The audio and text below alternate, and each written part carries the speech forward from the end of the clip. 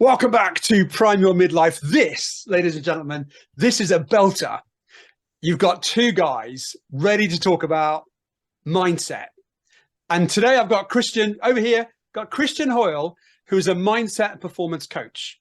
And he is going to give you, I tell you, he's going to give you some value about how to shake off that bad vibe, how to put yourself in a state, and some simple techniques to make sure that this day and every day you come to camera, come to your meetings, come to your partner with the best mindset possible. Christian Hoyle, welcome to my digital Zoom today. How are you, sir? Hi, Chris. I'm doing amazing. I've been looking forward to this all week.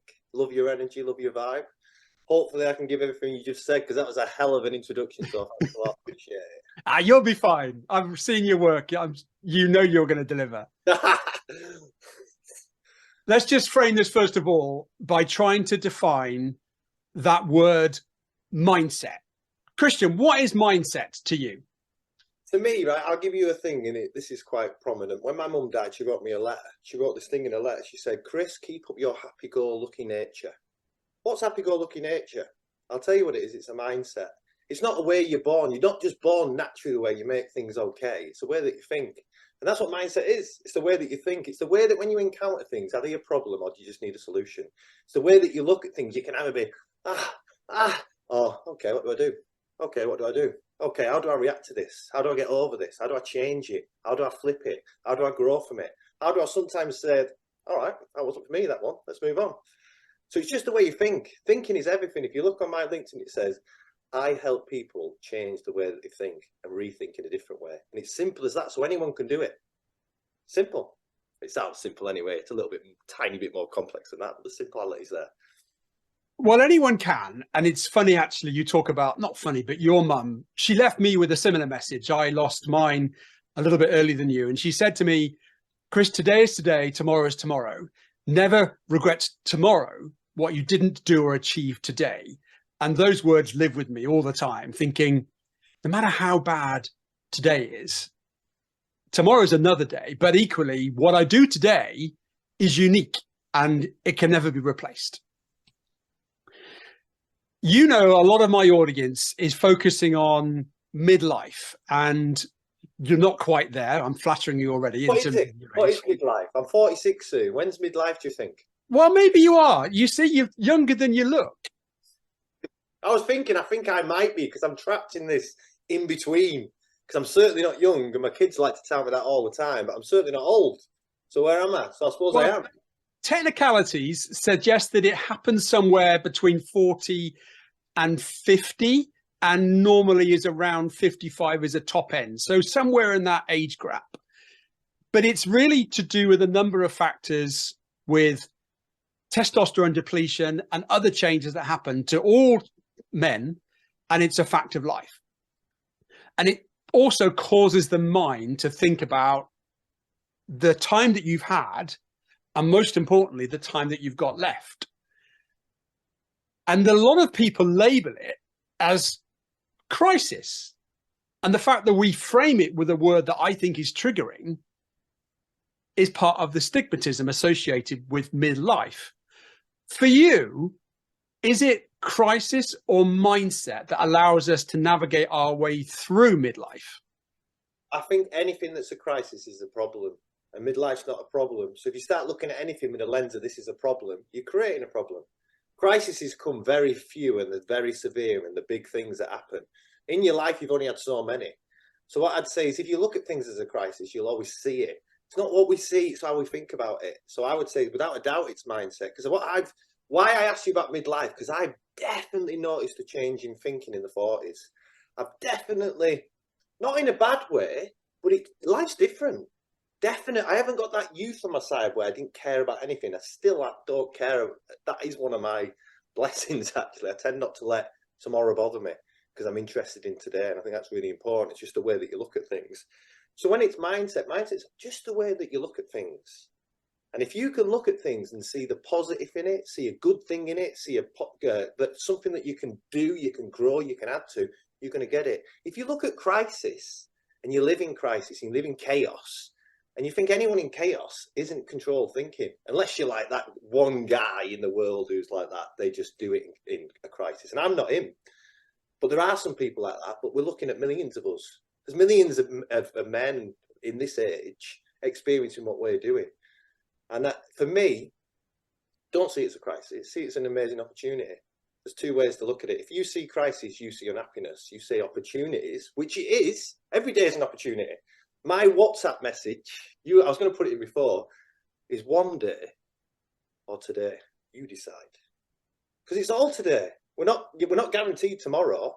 Yesterday's gone. It's just a memory in our heads. That's all it is now. And I've just got today. And today's going to be an amazing day because I was meeting you. And you put smiles in people's faces. Now, I know that people listening to today, you will have a lot of listeners because there's something about you. And I know that you're giving people lots of things back and it's really cool. And you're not a crisis guy. Well, to be honest, Christian, it's lovely to hear, but it's not about me. It's about your message today. And you said, I help people change the way they think. But, you know, if you're 46, as you are, you've got a lot of baggage. You've got a lot of experiences. By age 46, 36, 26, you've started to think in a pattern. 95% of the thoughts that we have are the same thoughts that we had yesterday. So I come to you as a client coach saying, this guy seems to have a message on LinkedIn that I resonate with. He's going to make me think differently. How are you going to do that then, Christian? So someone will tell me, like, so I can say, you're right about the thought process that you're left with it, and it's pre-programmed responses that you've got. Only until you realize that in the present moment, you ask yourself, am I doing that? Am I answering things like I always have? There's a famous one for me. I did some work. I did mindset at a factory, and I met a guy, and I said, this is a good approach. And he said, nah, in my head, I'd never do it like that. And I said, oh, that's interesting. In your head. So is that like, when did you come up with that decision? He was like, I was about 20. That's really interesting. So you made the best decisions of your life when you were 20. You're the most intelligent person you've ever been. And since then, you've lived a life of a 20-year-old in everything that you've done. And he said, no. And I said, well, I think every time you say in my head, you're going back to the younger you that wasn't as intelligent as you now. And how about we start thinking about in the moment now who you are, based on what you think, how you act, who you've become, who you've evolved to be, and not something in the past. And I find that amazing. And the thing is, what I get to do when I work with people, I don't feel them. I told you I've got a call straight after this. Someone's going to tell me something that's going on in their life, and I'll just give them another way to think about it. So they'll say what they say will be a problem, and I'll say, that's interesting. That, how about we look at it like this? And they'll go, they always say this. They always say, I never thought of it like that. Because you've got one choice here. You can either look at it in the problem state where it's horrible, it's painful, you feel the emotion and negative energy from it, or you can think, well, what's the best we can get out of this? Because that's what life is. What's the best we can get out of what's happening to us? You know, and there's always one, because what we've always got is options and choices. So when you think there is no choices, no options, this is it. I'll say, let's start looking at the options and choices that you've got. Next minute, we've got 5. And they might not want the 5, but just as you put the options out, you think, actually, I've got options. And I thought I was in a dead end and I thought I was stuck. The more you say it, how do I want these 5 options to turn for me? Because you're going to do the butterfly effect. Whatever's happening to you, you can make a personal change. And I think working with people helps you to stay in the moment more, because how you've been doing it is how you do it. And you might not want to know what I say, and you might actually think, no, I like what, you know, I'm thanks for what you said. It's not what I'm going to do, but now it's reassured me that I like what I was going to do. But until you've got options, I had someone in yesterday, and it was a youngster who's doing amazing well, a young entrepreneur, and she was telling me about these problems. And I was saying, everything you've just said, I don't think it's a problem. I think it's a growing pain of you being a massive winner who wants to be at the top. And once you've cracked all these little things in, we talked about them, and she went, actually, yeah, I've been looking at it the wrong way. And how simple we can change, like your thought process. Like when you were born, you didn't inherit how you thought. You weren't like born into your mind. You grew it, so you can change it. Everyone can change the way they think once they start trying to do it and make an attempt to do it. Well, everybody can, but sometimes they can't, and they just get stuck. And they say, well, it's all right for you, Christian. You've got this, you've got that. but I haven't. And I'm in a place of lack. I've got this happening to me. I'm subjected to this. I'm in this environment. I've got these people. No, Christian, I'm sorry, mate, but that just doesn't stack up with me. I've got problems and you haven't. And you can get up in the morning, you can do this because you haven't got the kids around your ankles, and you haven't got the money problems that I've got. No, Christian, I'm sorry, mate, but I don't get this mindset crap. It's not working for me. What are some simple things that you would give me just to start to try to work on? Small little steps that you think, I'm just going to give you this. Have a go with that. Two things happen then. The first thing I'd say to you is be totally honest and tell you not what you wanted to hear, but tell you what you needed to hear. And I'd say, have you always made them kind of excuses? And have you always been a victim to yourself? And I'd let that sit for a little bit. And the next thing, if I was with him, I'd go, let's go for a walk. We're going to have a chat. I'd leave where we are, because that's my best strategy for anything. Anything in the world, like anything that's happening in here, ain't happening outside. Outside present is better. And when I'm walking, I think much better. And that's the simplest of strategy. And anyone can do it. Anyone's at work having a bad time and it's getting a bit much, just leave for 5 minutes. It's the best strategy and technique. You can think, I don't think I've ever been on a walk that's made me feel worse. Other than a hike. Hike is different because that's hard work. It can really do you in. A walk, it's just that place of present in yourself. Being, everyone should try and be more present. Because everything you just told me, how they were thinking, how they were feeling, is either in the past or in the future. But when right here, right now, really, when you let it happen and you let yourself come in, you get present by whatever reasons, listening to the wind, listening to the birds, watching something else, you'll find that in this moment, you're always all right. And that's my famous line. You are actually always all right. Because it's all right until you make it not. And that's when you interject with it and make it not that.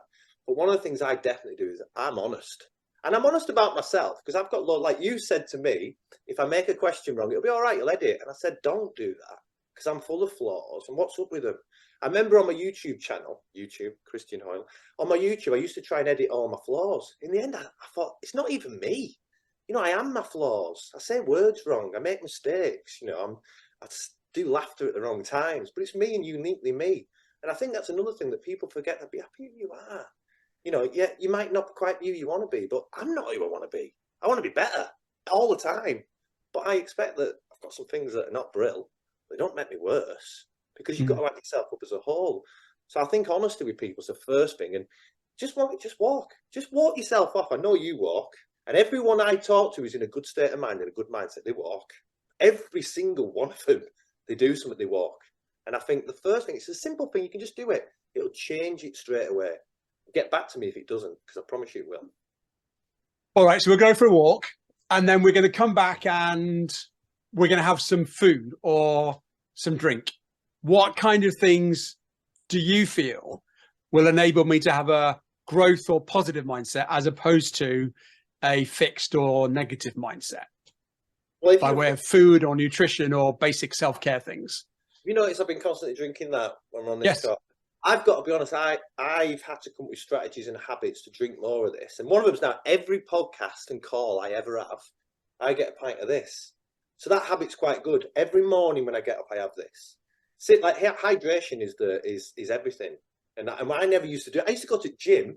3 hours later, I think, God, I'm thirsty. Then I think, I haven't drank since the gym. That's crazy, because your body, once you go thirsty, you're already, all the negative connotations of that happening to your body have already happened. So it's like keeping in touch with this, simple things. And I tell you, I've noticed something before. This is massive, and I'd be interested what other people think, because I grew up in deprivation. I had a terrible diet, terrible. Now I've got a good diet, but I cannot mess with it anymore. Like last Thursday night, we were going to get a Thai. I ended up getting a chicken kebab. The next day, it makes me feel terrible. I feel it in my digestive system. I went years. I didn't eat and I do eat well now, and I think it's really important that you are what you eat. And I now place an importance to that. But any form of processed sort of food, it makes me lack. You know what I mean? These are simple things. Simple thing having the things. Nothing that I do with anyone is difficult. And when you say about fixed mindset, that's gone on a long time. It's not going to happen overnight. Habits take time. I work with people on the whole for 3 months. And in that 3 months, at the end of it, I say, what's one thing that's happened? You've challenged the way I think. Because every time they say something, I say something different. And I'm either, everything I say makes it seem better for them. And they're like, and all they did was change the way they think about it. They weren't fixed. They were being open to different ideas and solutions. And that's what it is. You can't keep answering things like you always have. Stop doing that. I read a book, you'll have read this book called Breaking the Habit of Being Yourself by Joe Dispenza. Amazing book. It challenged me because I found that I kept making the same responses to a lot of things, very fixed. And then once I started thinking, I'm doing, like, I used to drop something on the floor. I'd be mad. Now I drop something on the floor and go, oh, that is so unlucky. Because when you drop something on the floor, I've had it where last week, I dropped this cup, caught it 3 times, and in actual fact, what I did was I spilled everything everywhere. And I was looked at it and I thought, that is mad, because if I tried to spill that much, I couldn't. And I did it and I laughed. Whereas years ago, I got mad. Years ago, maybe I was bringing kids up when they were younger and maybe other stuff, but maybe I've worked on me, and I'm still working on me. I won't be finished with me until the end. And I want to be wiser. I want to be calmer. I want to be smarter. I want to think better at scenarios, and I'll get better. But I think recognizing who you are now and not who you were is the first part of change. What about if you are the lone wolf and you're in a tribe, be it employees, family, and you're kind of, the new Christian, and you've got this positive mindset and everything's going to be great and it's all about the now. And they're like, yeah, just Christian's on. He's done a coaching session and he'll come back to earth in a week's time. And they're sort of what I call the apologies to any BMW drivers, the bitchamona whingers. They're just wanting to, yes, but, and they're just waiting to see you fail, or they'll just have a negative swipe at you on the basis that you're just on one and actually we're going to wait to see you fall, or we can't wait to see you fail. How do you deal with that? It's funny you say that, because in my life, like, I'll tell you what happens a lot. I'll give you this in this sort of thing. My son said this is happening to him. I keep meeting people. I meet them and I'm me. And I like to be really cool with everyone I ever meet. You know what I mean? I genuinely I'm into conversations. I don't know if you've realised that one. You probably have. We've had a few conversations. And they'll go, oh, God, you're actually all right, you are. Say that, I know what they mean. What they're saying to me is, I always thought you were a bit of a certain type. But now I've known you because I've seen that you've had some successes, and people who succeed, they think that. But they don't see the failures. And I'll go back to when you said that, I don't care now what they're saying, because I don't live my life to someone else's expectations. I'd only live and get as far as what they wanted me to, and it's not that far. And what I've since realised is, no one really cares about you, and me. They care about themselves. Sometimes you might see that coming out, so I'm not scared of that anymore. I'm different. I'm uniquely different. We're all different, and I'm uniquely different in a different way that I'm developing to be, rather than just doing it because that's the way I've always been. The way I've always been in the past wasn't who I want to be now. It's who I'm someone who I want to be, and just don't care about. I know you read it all the time, right? Failure's feedback, and it bloody is. I've failed loads. If I'm not failing, I'm not winning. This week I'll be failing. I haven't failed today yet at anything, but I will. At some point today, someone will fail me, and I could think, oh, they think I'm not good enough, or they think that or whatnot. I don't let that in anymore, because I know who I am. And although, I look at you, Chris, you are I've described you to someone else. I think you're the guy, if I really tried my hardest in the world, I could be. But I can't. You're like a supersonic guy. I've had several conversations where you've amazed me, how you think and how you act, and the terminology. I asked you about your morning ritual once, what you came up with, you came up with an acronym from it. I couldn't believe it. I was like, what? This is an amazing, it was almost like a morning routine of a god. You were like, oh, well, I was just saying it as, I've got quite a good morning routine. What's yours, Chris? What you came out with, I was like, what? You do that? And it's like that. And I'm not comparing myself to you. I think I'm lucky enough to share this time with you and grow from what we speak about. So that's how I think. Well, I'm grateful to you for your appreciation. It's my prime mnemonic: prioritization, reading intention, mindset, and energy. Always part of my morning, even if it's only a minute of each one of those. It's 5 things I can do every morning. I know you talked about failure there, and you've been through some ups and downs, and I kind of have this disposition about the two mountains of life. The first mountain is the one that we climb because we're told to, or because we should, or because that's where the path we think we're on. And we kind of fall off, or somebody pushes us off, or we just realize that we need to climb off it because it's not the view that we expected. You've gone through quite a big change in terms of your career, and also a really big pattern interrupt happened, which made you shift. Looking back now on that mountain you were on, are you glad you climbed it? I love what you said, pattern interruption. Is that what you just said then? Is that what you just said? I love that. See, your terminology is great. So this is, I know, Chris, basically, you know something about me. So basically, I think I've had 3 mountains. My first mountain was getting over my upbringing, tear awareness, thinking I was a gangster. And then the second mountain was parenthood, family, building businesses. And in that second thing, I got involved in a multi-million-pound clothing brand. I made it happen. I got a sell-out. I did really well. And then I started investing, and someone ripped me off an incredible amount of money, which is not over now. It was for 2 years. I'd been completely ripped off, and I had to live the life of a rip-off. And then you find out you're getting something back. What do you do then? You need to change. But it's a bloody good one, because it's better than where you were before. And I think that if you're not climbing a mountain, what are you doing? You know, I've got a mountain now. Like some businesses I go in, I know, I tell them at the first, because what I'm going to give you is really simple that anyone can know, but it's got the best effect in life. It's how you feel, how you act, and how you perform. They want something more complicated. And after the time I've been with them, I know some of them are thinking, God, this is so obvious. But the thing is, like an invention that you didn't think was happening, obvious is the best. You know, and I'll tell them at the beginning, I said, what I'm going to give you is really, really obvious. But everyone forgets it. Everyone forgets you've got the ability to rethink. Everyone forgets that it's up to you, your mood, and what you do. Everyone forgets that you set your own limits, and somehow someone in the past has given them you. And I just think, like, I made a post today, actually, and it was about that. I said, whatever bullcrap reason you've told yourself that you can't do it, I'll tell you you can. I'm not saying you can run 100 meters in 10 seconds, but I'm telling you can run it faster than you do right now. You tell me you don't run, I'm telling you you can. You tell me you don't walk, I'm telling you, unless you've got a disability, then we'll find something else that you can do without a doubt. There's always something you can do. You know, like, you know about my failed stand-up comedy thing, and you tried to get me accountable and said, all right, when's your next one? And I have been thinking about that a lot. I'm not doing it right now and the booking it, but I am going to, because you're right. I've already started thinking of what I'm going to do. All I want to do is I'm not a good stand-up comedy. Well, all I've got to do is get 5 minutes on a stage. How can I manipulate 5 minutes? So I've been thinking like that. So you've inspired me a little bit, because that's my new mountain. Because I know if I trained, I could run a marathon. Can I do stand-up comedy? No. Can I do 5 minutes? Yes, without a doubt. So that's my mountain. Wow, and as well as millions of more. And 5 minutes can turn into 15. And I'm sure that, talk to Jimmy Carr, talk to any of the famous comics that you'd get out there, I bet they would tell you that the first thing that they did was just a complete unmitigated shambles. But there was a glimmer in there of a laugh or a little dopamine hit in the head that said, I like that, which made them do it again. And from failure comes triumph. And that's the whole point, isn't it?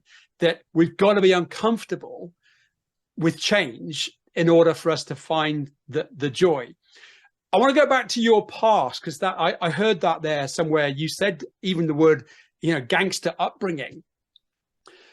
How did you unshackle yourself from that upbringing? You must have had role models and people that said, Christian, this is the way we live. This is the way we do things. When did you suddenly become aware of the mindset that this is not correct? Good question. And they say that having kids matures you, not with me. I had a kid when I was 22, and he was an amazing kid. He was a high performer now, doing incredibly well. But he made my life. I just still had a young life. He used to come round with me everywhere on the back, come to the pub. So that never changed me. And I think you've hit things. When I was about, I'd say naturally with age you change a bit. My mum dying was a massive thing. My mum got a pain in the back and died in 5 weeks. There was nothing up with her. That was a monumental thing. But then I think it's the people I've placed myself around. Like ever since, I now have 2 crews. I have a Thursday crew, Friday crew. They're all a bit older than me. And I tell you what, I absolutely love them. And all they do is give me love, advice. They're with me. They follow me. you know, like the people around. I think so. The thing that I'm getting at is it's the person who you place yourself around, you become. And when I was the young gangster, I was around young gangsters and thinking I was tough because I'd grown up in a tough environment, and that's what you had to be. And it's a useful skill to keep. It's still in me there because you can use it when I'm in the gym. I'll never quit. I never give it. You know, I want to quit, but I won't. I'll keep doing it. Every morning when I run up, there's outside my house is a castle. I run up it. Monday morning, I didn't want to. I still did it. And at the end of it, did it make me feel better? No, not totally. But I would not have felt good if I didn't. And it's all them little things. But I would say definitely who you're with. If you're around the right person, it's that right person will help you grow. And in my thing is, I married a good woman who believed in me. And that was a part. I'm not married to her now, but she still believes in me, and I still love her, and we still have a great life. And I made a good decision. But yeah, put yourself around the people, because people will take your dreams away. People will take your belief away, and they'll try and do it, or they'll big you up, be behind you, pick you up, help you, and help you grow. And there's a difference. So choosing who you're with is a really important decision. Well, you're making me think about a podcast I listened to with John McAvoy, who was one of the most famous, I say famous, bank robbers. And he talks about his environment and his past being the person that made him, you know, a high performing bank robber. But then he had a realization in jail that actually that's not what he could be. And he's now one of the highest performing ultra athletes, and now shares his past with young people to get them to think differently about the environment that they're in. How did you find your Thursday, Friday club? That somebody says, that's interesting. I want to have a tribe that's going to push me, encourage me, inspire me. Well, how did you find your Thursday, Friday tribe? Accidentally, but I want to say in another thing, sports one, my Friday crew is the squash club. So when I stopped playing football, I needed something else. So I started playing squash. And sporting communities, if you move somewhere new, join a club. You instantly, in one night, you've got a lot of mates who are there for you. Certain types of people do sport, and they're often positive, well-rounded people who are trying to make things happen. Because sport is something you don't always want to do. You grind it, you get, you know, you push yourself. That's a sport one. Oh, Thursday's funny enough. It's not a sports thing. We walk. I live in the Lake District. We walk every Thursday. Same walk for 15 years. It's 5.5 miles. I've never grown bored of it. It's phenomenal. And so that was one, but it didn't set off like that. But I think the law of attraction, this is me going deeper on what I believe, is that we've got the power of thought and the power of action and the power of making things happen. You have to start saying, like, I absolutely love working with people of all ages, but particularly like younger people, because if you can invest in mindset in your mind at an early age, just like my son has, it's like a superpower that no one ever can rob you of. And all it'll ever do is produce good inside yourself. Because yes, you will have crap times, because that's life, but you won't always see them as that, but you'll see them as springboards to the next bit. And you won't let little things take you down. So my Thursday and Friday crew are my everything. And they're consistent as well. That's another consistency. They happen every week. So every week that goes on. Every week there's something going on. I don't have to arrange it. I just have to go, you know, and do the walk. And they're actually all older than me. I found that, and it's not, I've got a problem with younger people, but the older people to me have always been calm. And they've always been with me, and I've always enjoyed it. And I think just a walking club, you'll go there and you'll think, nah, I won't fit in. I won't know anyone. Tell you what it is, you go to a walking club. I've never been to a walking club, but I mean, this is a walking club. I am in a walking group, actually. Go hiking with the group, and I love that. It's called Mountain a Month, and we're in a text group, and everything. They say, right, this is the date, and that's really cool. And I meet people, they're not all like me, but they are essentially because they're out there doing something that's making them grow, and you get to meet and find out different things. So meeting new people and picking up bits from them is definitely something that'll help you grow. Mm. You're going to have, I know you're a positive, half full glass kind of chap, but let's just say you have that call today at 12 o'clock and it's a discovery call with a view to them working with you. And then at the end of it, they just go, nah, Christian, do you know what, mate? I just don't get you. You're not for me. How do you click off that call and take that without having imposter syndrome or without self-persecution, thinking, I'm no good at this job, actually, in terms of being a mindset coach. Somebody just told me they don't want to work with me. What's your internal dialogue, the internal voice, and that internal belief that you've got that enables you to go to the next call with complete conviction that you're going to be that confidence mindset coach for that new client? I've always known that everyone doesn't like you. You're the coolest guy ever, but not everyone will like you. Some people will see you as a threat, or some people will not like something you once said, or their own inhibitions will come into it. Getting the thing of not caring what people think. Like, I know who I am, and I know what I'm made of, and I know what someone will get from me. I know all that. It's up to them if they don't want to do that. Also, as well, in that call, I'm telling them it's not about what I say, it's about what you do. And all I'm going to look at, you can say all kinds of things, but in life, we look at actions and not words. And I'm going to ask you to make tiny changes in your life, but you know what you want to do, and we'll decide a change, and you're going to have to make it. I can't make it. If we come back 2 weeks later and you haven't, what's the point? But often they do, you know, because the no bullcrap approach, I'm dead honest. Even if you don't like it, I'm going to say it. And you might end it then, but I know I did my job. And my job was to not let you live the lies that you've been telling yourself. Because that's often what happens. We've lived a lie. Yeah, actually, time's up, Nate. I'm just going to, I've had enough of this conversation. I'm not enjoying it at all.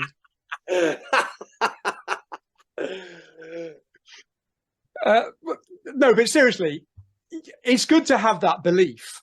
But is there also a little bit of, okay, I am going to sit back and listen to myself a bit here. And do you do any analysis of, did I come to the call in the right way? Did I ask the questions that were a little bit incorrect?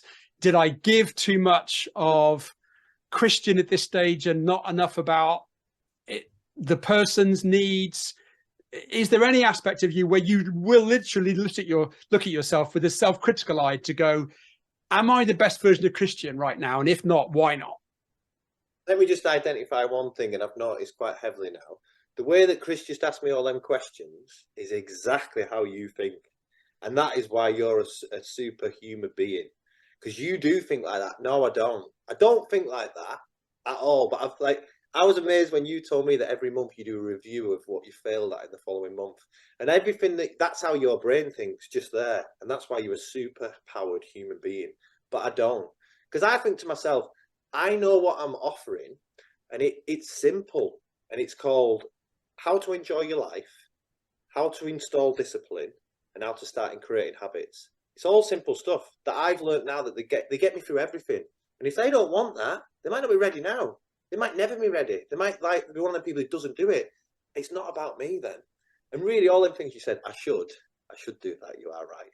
Well, actually, I'm going to say, no, you shouldn't, because what works for me isn't going to work for you. And you are a high-performing coach that does mindset.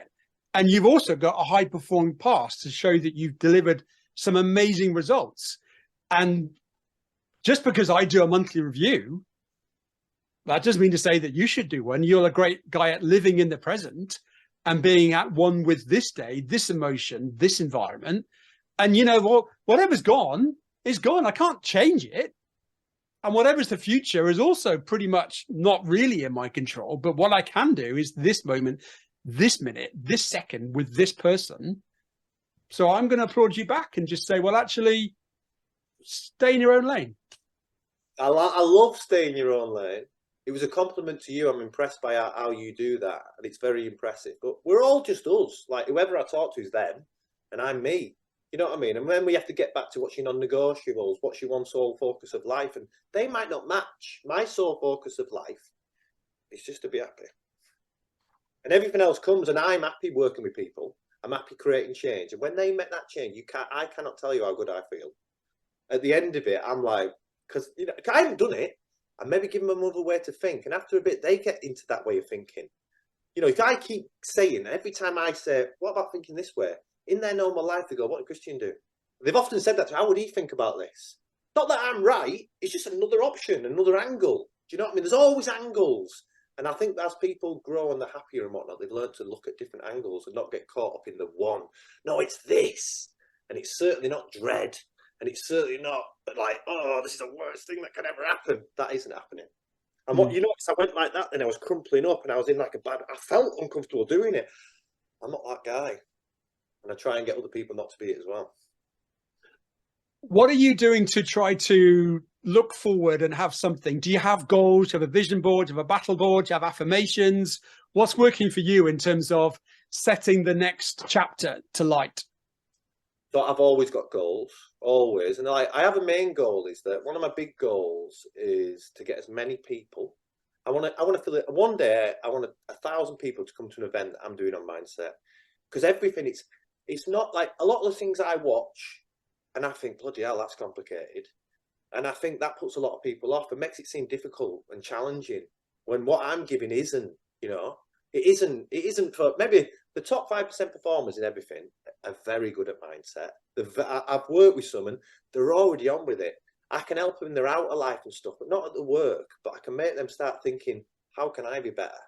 What improvements can I make? So no matter where you are, you can improve. We have to all agree with that. And everyone's at some kind of stage of that.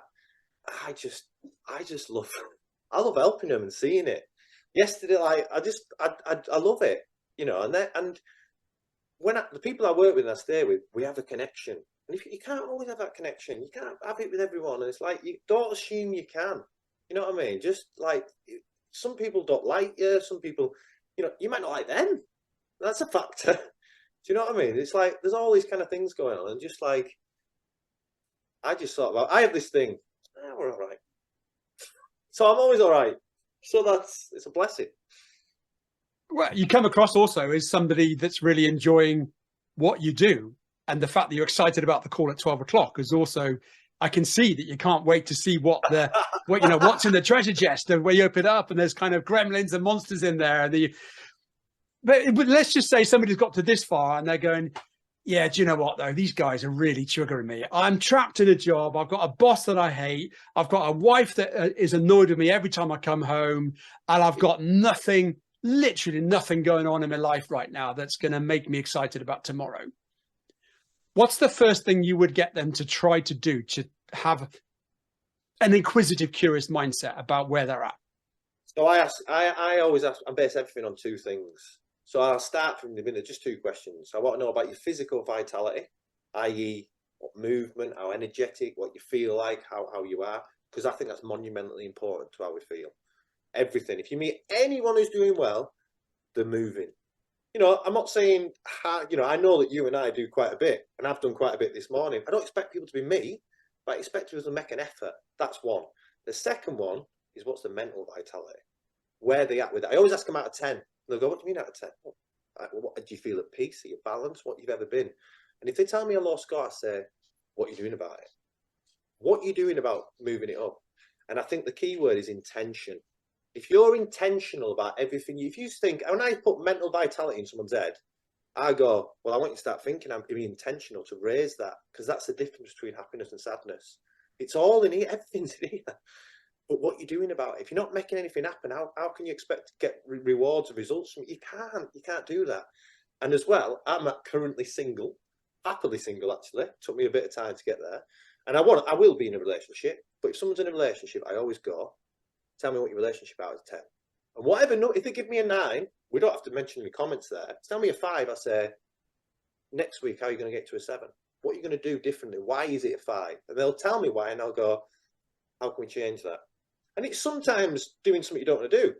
But what you want to do is have a loving relationship and have a healthy home life that makes you feel good, and it's really important. And if your job in a relationship is make someone else feel good, they have to make you feel good as well. It's a two-way thing. It can't be one way. But if you can get that up, your life's going to be happier. So if you're intentional about that, I'll say, in the next 2 weeks, I'm thinking, how are you going to make your relationship happier? And then they're thinking, all right, it's on the conscious mind. All right, you is right. What am I doing? You know, when I got home from work, a simple thing. When I walk home from work, what's the first thing I do? And they'll say, oh, I'm on a bit. Can you change it? When you get in from work, will you say, how was your day? Be genuinely bothered about them and forget you. And you know what? That moment you're living when you're not on about you is a freedom. It's a freedom not to think about your crap. You've left your crap behind and you come to your tranquil environment. Let's make it like that. Simple stages. It's such a simple word, isn't it? Intention. But actually, the word intention implies you have to do something before you action something, which means you've got to have a momentary pause. I'm just about to open the door to see my partner. If I'm intentional, what do I need to think about before I walk in the door to bring the best version of me to that interaction? And I really support that word of intention about all the things you do in your life, whether it be your podcast, your speech, your meeting with your kids. Intentional thought process is of paramount importance. I'm going to ask you to share with the audience, unless there's something else you want to drop in here that you just think, oh, Chris, I've got this piece of gold here that I can't believe you've not asked me yet. Your 3 fundamentals for living an empowering, intentional life, particularly somebody that's in a midlife environment, maybe 40 plus and just a little bit lost, your 3 things. But before we do that, I noticed you're single. How can people get in contact with you, Christian, to either work with you as a coach or work with you on a date? So I'm on LinkedIn. My name's Christian Hoyle. So I'm on all the social platforms. I do a lot of my work with LinkedIn because I work with professionals and entrepreneurs. So a lot of it is on there. Send me a DM and we'll just have a chat. I'm the guy who chats to everyone in the queue. I'm the guy who walks to the shop and talks to the person in the shop. So it's not always about what I can get, because I believe that life is like, it's like butterfly effect. So many people I've met, they were nothing to me and they've given me something that's lasted for life, and I just met them in a queue or somewhere else, you know. So I enjoy that. So we'll just have a chat. And like what you said, you might not be me, but you might get something from it, and you might grow, and you might think, actually, I want to start this journey and I want to get to the end of it and make some personal changes, because everyone I work with makes personal changes when they commit. So when you said that first thing, routine, mother of all. When that bad thing happened to me, I just want to say, I got a phone call 3 years ago while I were in a caravan park. I answered the phone and goes, hi. And he said, I'm ringing up to talk about the deal you have coming on Saturday. And I went, oh yeah, how do you know about that deal? And then he told me how he knew and whatnot. And then he finished it and he said, and this deal was 1.39 mil. He said, there is no money. You'll be received, there is no money.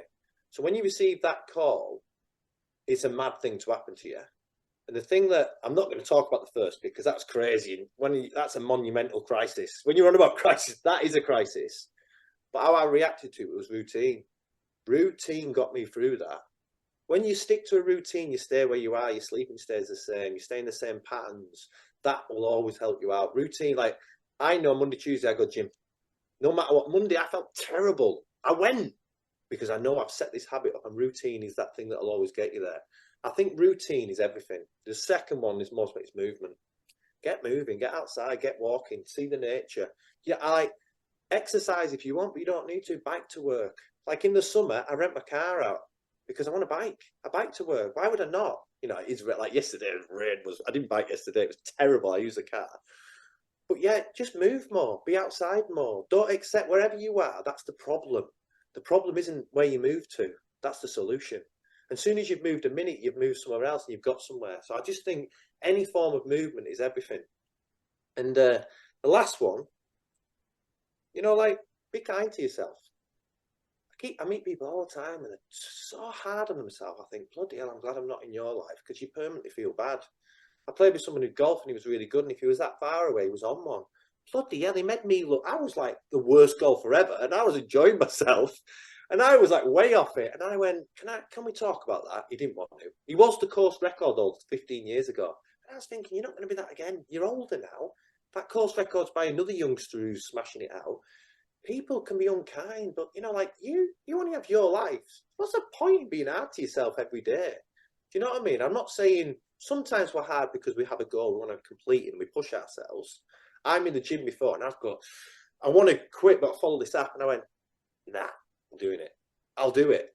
That's me. That's me showing that me. That's me being kind because of my outcome. You're in there, I'm like, oh, I'll show you. And I actually think about something I'm showing. It's ridiculous, but I did. I thought about something to show, and that's me. But yeah, be kind. We follow them 3 things. I think you'll be all right. So have a routine, get outside and be active, be kind to yourself. 3 very salutary sage lessons there to really lock in the end of this fascinating conversation. I'm feeling up. I feel like I do quite a lot of running, and I feel I can just go out there now and smash a quick 10K off in a record time. I'm playing golf tomorrow, so I'll also be going for, you know, the gimmies, the gimmies. What's your handicap? Me. 18.3. I'm around that. That's where I am around. Last question, Christian. Let's just say you get to a higher place, and maybe you do, maybe you don't, and you meet your mum again, and you are able to listen to your eulogy, and she says to you, "Hey, Christian, I haven't seen you for a while. What did they say about you at your funeral that you're proud of?" What would you tell her? So I've just fallen in love with a TV program called Ted Lasso. And this happened this week. So Ted Lasso is about a guy who's have you heard of it? Honestly, it's so good. It's about a guy who's a coach, but he coaches American football. They bring him to the Prem and he's a coach, and his style is a certain style. And I told my son, I said, Dylan, and the best thing is I'm watching it on his account. I went, Dylan, that was the first thing, best thing that's ever happened in my life. And I went, Dylan, that Ted Lasso, he's changing. I can't believe it. He went, Dad, he is you. And it was the best thing that someone's ever said to me. Because I've been watching Ted Lasso, and what he does is he works by creating relationships with everyone he goes, and he's fair, and he's always empowering people. And when my son said that to me, that touched me like a lot. But this Ted Lasso, I'm loving it. I've cried 3 times watching it. There's always some kind of story within it, and it's about what you put in, you get back. And everyone I meet, I want them to see the good side. And every so often they don't, I want to pull it back and go, right, you called me, I'm really sorry. What you saw before was the jerk of me. But the real me's here now just to say I'm sorry. That doesn't happen much anymore. But if it does, I'll be there. But yeah, it was pretty proud for me, actually. And my mum, just the last thing to catch, she wrote at the bottom of this letter, Chris, I'll be waiting for you at heaven's gates. And that just reminds you that, you know what, no matter what's going on, we're alive. And we're a long time dead. I'm on my daily walk every day. You mentioned what happened to me. Skinny Nick's a mate of mine. He died of a drug overdose. He's on my walk because I've walked past the graveyard. And when I was having them dark days, can you imagine when that thing happened? I'm not saying I did everything in routine, but I was grafting to be all right. But I did, and I would never be depressed because I kept going. I kept going through things. I kept going. I wasn't this happy-go-lucky guy, but I made it. And I used to look and see that grave and think, what would he be saying to me now? He'd be saying, you're lucky having this problem. Is it really a problem, or is it waiting? You know, like let me give you another thing. If that thing didn't happen to me, you and I won't be talking now. So this is a blessing. Well, I want to thank you for bringing your energy to this call. If you want to work with a modern day Ted Lasso, and you enjoyed this conversation, Christian Hoyle, you'll find him on LinkedIn. He does share some really good video as well on LinkedIn, just about his day and the things that fills his cup of joy. Christian, thank you so much. Thanks, mate. Really enjoyed it. Thank you so much. Remember, everybody, it's my mantra. We have one life. So love life, living life.